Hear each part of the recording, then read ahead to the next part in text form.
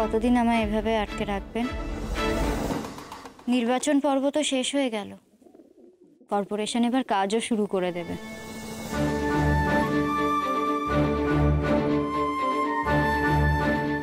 আচ্ছা, এইভাবে দুজন মানুষকে ঘরের মধ্যে বন্দি করে রেখে আপনার ঠিক কি লাভ হলো বলুন তো?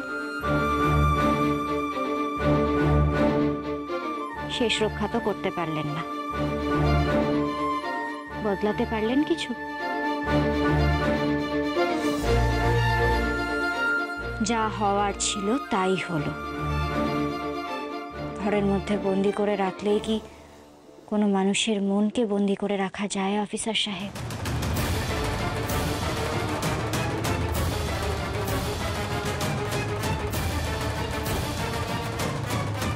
উঠে এসো।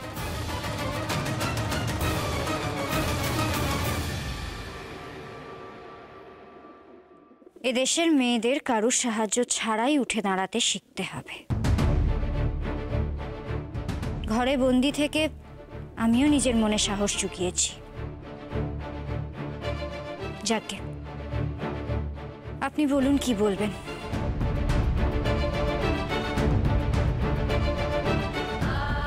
বানি, বিয়ের পর এত কিছুর পরেও তুমি যেমন তোমার আদর্শ থেকে সরে আসতে পারোনি, তেমন আমিও পারবো না নিজেকে বদলাতে। এই বাড়িতে থেকে তুমি যেমন স্বদেশী ভাবনাকে বন্ধ করতে পারোনি, আমিও পারবো না। হাজার যুক্তি দিলেও আমি পারবো না স্বদেশীদের মতো করে ভাবতে। এটা আমাদের দুজনের কাছেই ভীষণ কঠিন কাজ।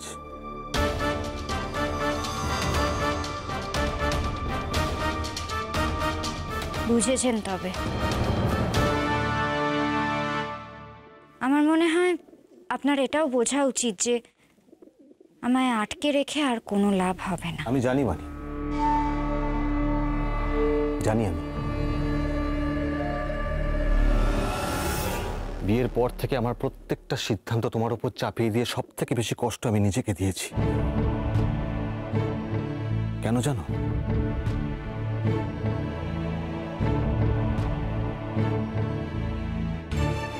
কারণ আমি তোমাকে ভালোবাসি বানি। জানি আমি জানি তুমি এগুলো বুঝবে না। তাই আজকের পর থেকে তুমি নিজেকে বদলাবার চেষ্টাও করো না।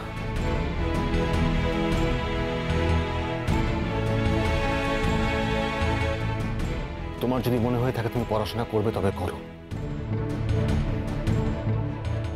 কিন্তু দয়া করে সেটা লুকিয়ে করো। কারণ মা জানতে পারলে ভীষণ রাগারাগি করবেন। বানি, যদি সম্ভব হয় তাহলে তুমি চেষ্টা করো যে পড়াশোনা বাদ দিয়ে যেগুলো আমি পছন্দ করি না সেগুলো থেকে দূরে থাকার। মানে আমি যদি কিছুটা পথ এগোই তাহলে তোমাকেও এগোতে হবে, বলো, তাই না? তবেই তো একটা পথ মসৃণ হয়।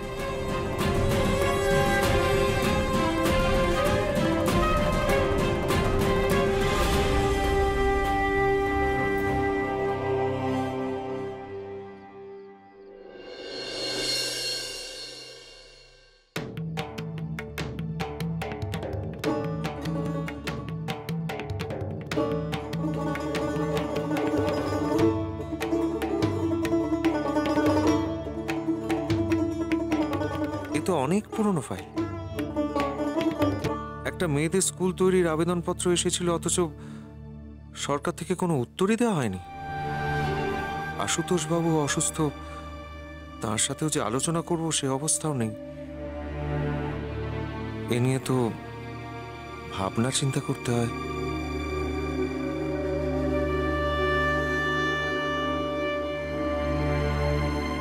আসবো?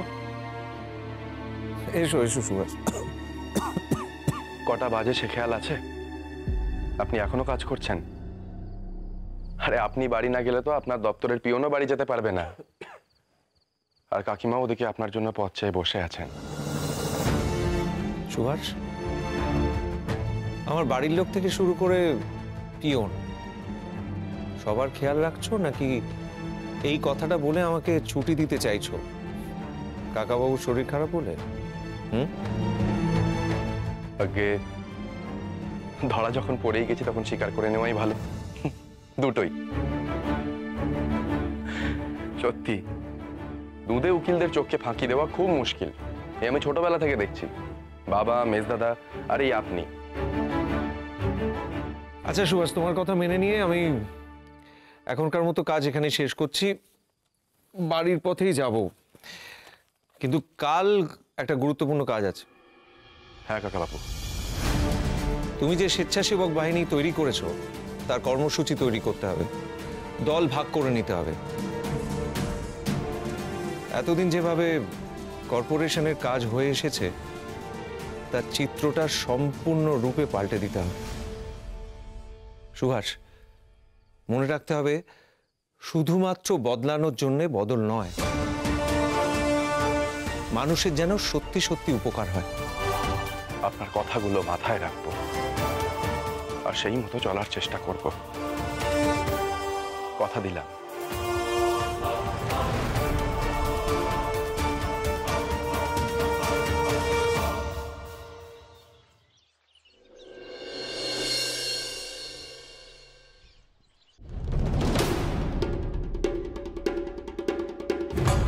সুভাষবাবু আজ আমাদের ডেকেছেন।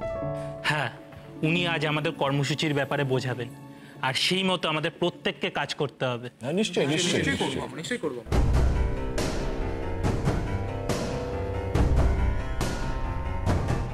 সেই কর্মসূচি মতন আমাদেরও কাজ করতে হবে।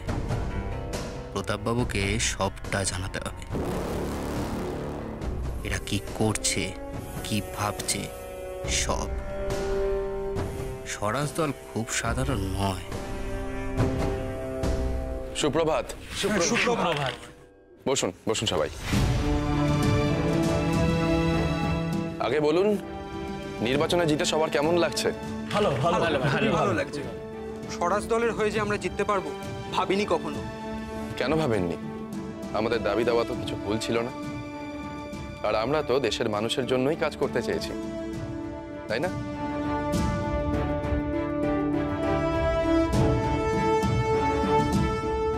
আজ আপনাদের সবাইকে এখানে কেন ডেকেছে নিশ্চয়ই জানেন। সুষ্ঠুভাবে কাজ শুরু করতে হলে আমাদের অনেকগুলো কর্মসূচি গ্রহণ করতে হবে, আর আমাদের স্বেচ্ছাসেবক দলের ওপরই এর গুরু দায়িত্ব বলতে পারেন। হ্যাঁ সুভাষবাবু, আমরা সকলেই তৈরি। সবার আগে শহরের আনাচে কানাচে সবাইকে ছড়িয়ে পড়তে হবে, আর সেইখান থেকে খবর জোগাড় করে আনতে হবে। আপনারা চারিদিকে ছড়িয়ে পড়ে মানুষের কাছাকাছি পৌঁছে মানুষের থেকে সমস্যার খবর নিয়ে আসবেন, যাতে আমরা সেগুলো সমাধান করতে পারি। কিন্তু আমাদের সকলের পক্ষে তো কাজের চাপে এটা সম্ভব নাও হতে পারে। সেক্ষেত্রে এটা আমিও ভেবে দেখেছি। রোজ সকালে সবাই নিয়ম করে নিজেদের এলাকায় পরিদর্শনে যাবেন। সব জায়গায় একটা করে ডাকবাক্স থাকবে, মানুষ তাদের এলাকার সমস্যার কথা চিঠিতে লিখে সেখানে জানাবেন। রোজ সকাল 10টার মধ্যে সেই ডাকবাক্সগুলো খালি করতে হবে, আর আগের দিন যেই চিঠিগুলো জমা পড়বে আমরা সেই সমস্যাগুলো নিয়ে কাজ করব আর সেগুলো সমাধান করব।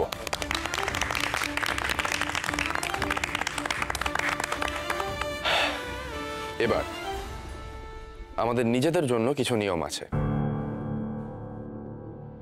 এবার থেকে সব সদস্যরা খাদির পোশাক পরে কর্পোরেশনে আসবে।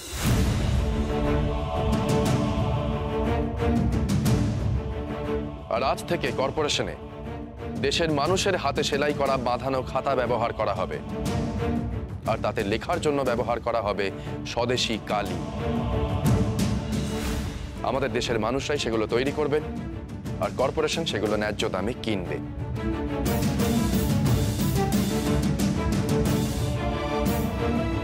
আর একটা গুরুত্বপূর্ণ কথা, এই ফাইলে দেখলাম গত বছর ম্যালেরিয়া এবং কালা জ্বরে বেশ কিছু মানুষ মারা গিয়েছেন। এটা তো ঠিক নয়।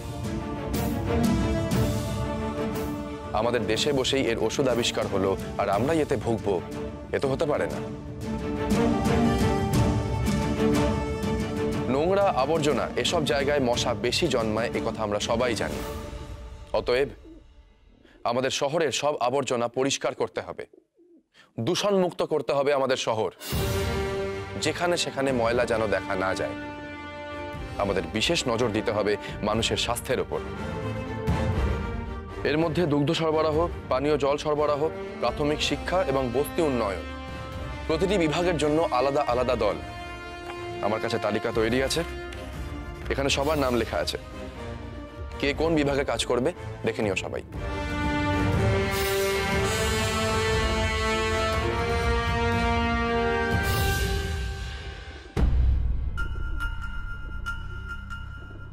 আমার একমাত্র কাজ পুলিশের কাছে এই স্বেচ্ছাসেবক বাহিনীর সমস্ত কর্মসূচি পরিষ্কার করে দেওয়া।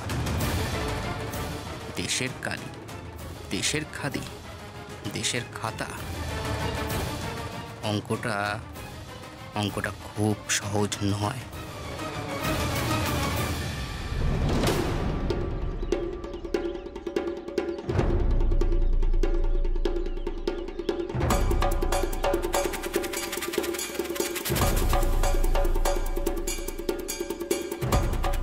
রতিন, হ্যাঁ স্যার। বলো কি খবর এনেছো? খবর ভালো না স্যার, চোখের উপরে সব সদস্যরা ঘোরাঘুরি করছে।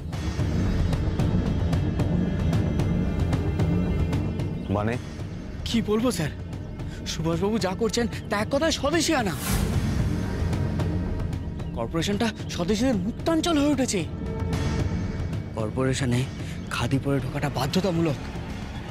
স্যার আমি কি করব স্যার?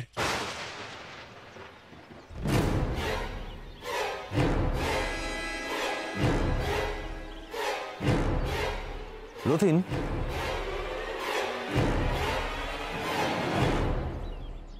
দুধের মধ্যে জলের মতো করে তোমায় মিশতে হবে, যাতে কেউ টের না পায়। তুমিও খাদি পরবে।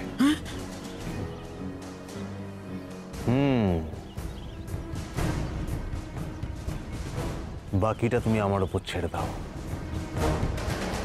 এবার বলো আর কি খবর আছে?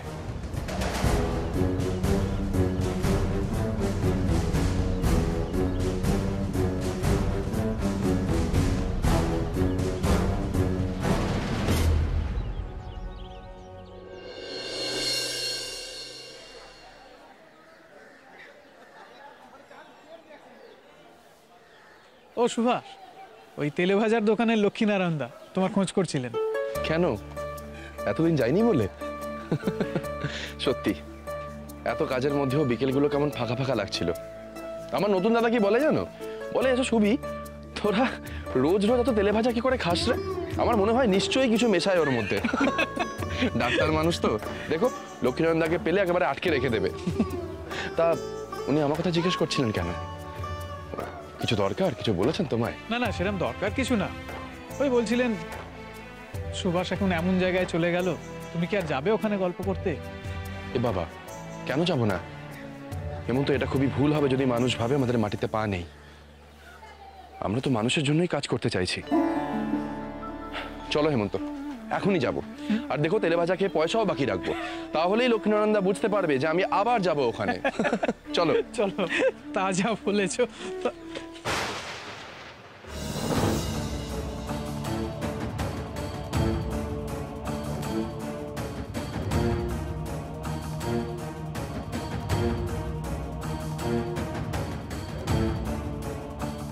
এ কি করছেন আপনি? এটা তো ময়লা ফেলার জায়গা নয়। এখানে কেন ময়লা ফেলছেন? এইভাবে যেখানে সেখানে ময়লা ফেললে তো রোগ জীবাণু ছড়াবে। নিজেদের অসুস্থতা নিজেরা ডেকে আনবেন না। আপনার যদি ময়লা ফেলার নির্দিষ্ট জায়গা অবধি হেঁটে যেতে অসুবিধা হয় তাহলে আমাকে দিন, আমি ফেলে দিয়ে আসছি। দিন। ওই দেখো সুভাষবাবু। কি হলো? সুভাষবাবু, সুভাষবাবু।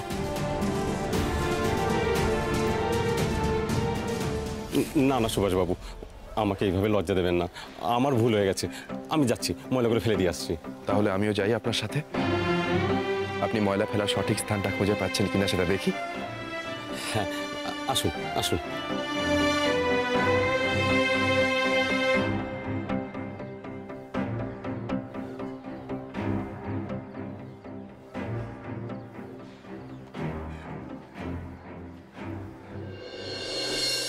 এ বাবা, সুভাষ, ময়লা তো ডাস্টবিন উপচে রাস্তায় চলে এসেছে। অগত্যা মানুষজন সব ময়লা মারিয়েই চলে যাচ্ছে। এখানে তো মাফ করবেন, মানুষ তখনই ঠিকভাবে কাজ করতে পারবে যখন কর্পোরেশন ঠিকঠাক পরিষেবা দেবে। এটা আপনার দোষ নয়, আমাদেরই ভুল। এবার থেকে রোজ সকালে একটা নির্দিষ্ট সময় বাড়িতে ময়লা নেওয়ার জন্য লোক যাবে। বাড়ির যাবতীয় আবর্জনা আপনারা তার কাছেই জমা করবেন। আর সময় পেরিয়ে যাওয়ার পর যদি কিছু ফেলার থাকে তাহলে দয়া করে সেটা ময়লা ফেলার নির্দিষ্ট স্থানেই ফেলবেন, যেখানে সেখানে ফেলবেন না। খুব ভালো হয়। আসলে আমাদের কোনো উপায় না থাকায় এখানে আবর্জনাগুলো ফেলতাম। শুধু বাড়ির ময়লা দূর করলেই তো পরিষ্কার থাকা যায় না। বাড়িটা যেমন আপনার, তেমনি এই পরিবেশ, সমাজ, গোটা দেশটাই তো আপনার। আর এই দেশটাকে পরিষ্কার রাখার দায়িত্ব আপনাদের, আর আপনাদেরকে সব রকম ভাবে সাহায্য করার দায়িত্ব আমার। নিশ্চয়ই নিশ্চয়ই আমরা আপনাকে সাহায্য করব। আসলে এর আগে কেউ আমাদের এইভাবে জানায়নি, তাই এইভাবেই ময়লা ফেলার রীতি চলে আসছে। আপনি আমাদের জানিয়ে বড় উপকার করলেন সুভাষবাবু। আপনারা আমাকে আপনাদের সব সমস্যার কথা জানাবেন। আমরা একটা ডাক বাক্সের বন্দোবস্ত করছি, আপনাদের এলাকার সমস্যার কথা চিঠিতে লিখে সেখানে জানিয়ে যাবেন। এখন চলি। চলো হেমন্ত। সুভাষ, তুমি এইভাবে ঘুরে ঘুরে কাজ করবে নাকি? প্রয়োজনে তাই করবো হেমন্ত। দেখলে তো, রাস্তায় না বেরোলে এমন কত কিছু অদেখা থেকে যাবে। দেশের মানুষের কাছে যত পৌঁছতে পারবো ততই দেশের মাটির কাছাকাছি পৌঁছাবো। আর সেখানেই তো পোঁতা রয়েছে স্বাধীনতার বীজ।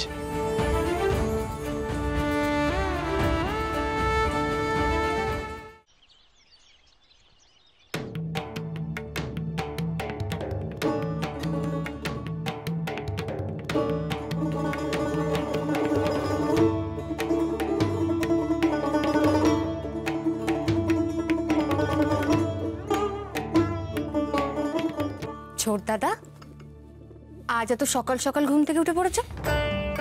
আমি তো ভাবলাম আজও যথারীতি আমি চা রেখে যাব আর তুমি ঘুমিয়েই থাকবে। নাও ধরো। আমি অনেকক্ষণ আগে উঠে গেছি মেজে বৌদিদি। খুব ভালো।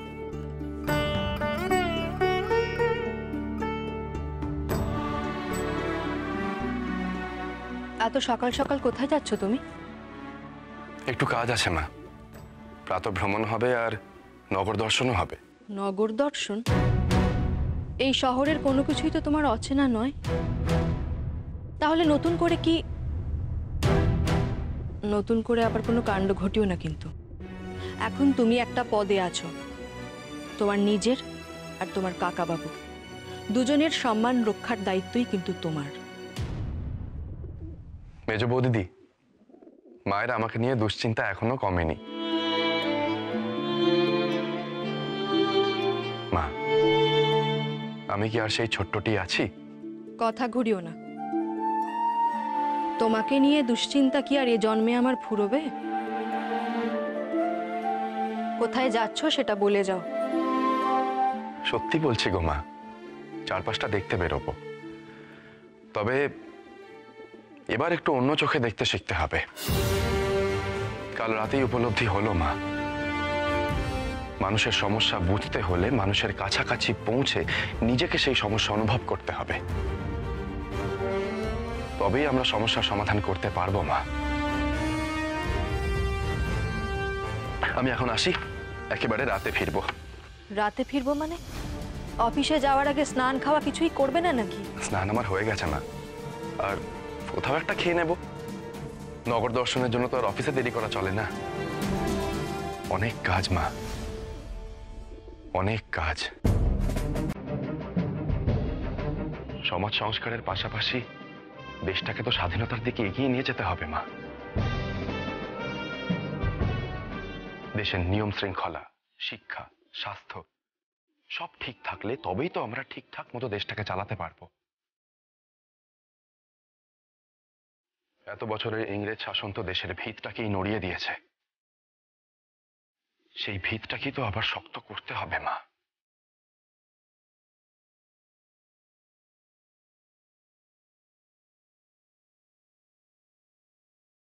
আসি মা।